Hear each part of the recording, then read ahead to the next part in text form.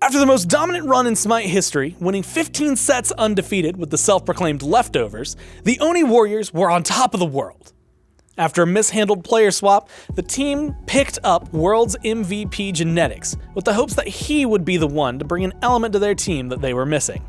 There hasn't really ever been a team in Smite that has done as well as the Warriors and then have made a roster change like that. I don't know how, if it's been good or bad for them. They're just different. They're still a good team, obviously. They have a good record and they've played really well and they've looked good as well. They're a team that people kind of root against these days just because, they feel bad for Jake because he was kind of left out to dry, with how everything went. The way that they went about kicking Jake was extremely scummy. They went behind his back. I didn't like the way they went about it. I think if they were much more upfront about their roster changes and told Jake as a person, obviously it wouldn't feel good, but it is the correct way to go about telling somebody that they're being replaced. You obviously are gonna lose fans if you go and, snake somebody, and if the person you're replacing, like Bear, for example, has a lot of fans, you're just gonna lose fans on your team regardless. There's not much you can do about that. He basically, for all intents and purposes, he got kicked before the finals of when he's on a team that's 13-0 or 12-0 or whatever, which is just insane. So they definitely lost a ton of fans for that.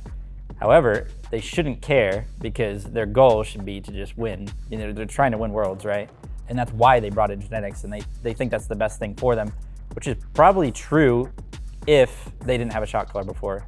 I think they did overall improve with the move, maybe loath as I am to say it. I think genetics did give them more of a strategic edge. I think he is a good voice for them in picks and bans and in comms, maybe gives them a different perspective on how to end a game or how to play the map. They have so many different ways to play through, Sock can be the win con, Plagon could be the win con, Panatom could be running through the jungle with the win con, Netroid's a really consistent player as well, he owns, but each of them are really good at not being too crazy when the other one, as soon as Pagon's the win con, they're okay, Pagon's the win con, we're playing around him, and everybody else you can do your thing, but make sure we're keeping Pagon alive.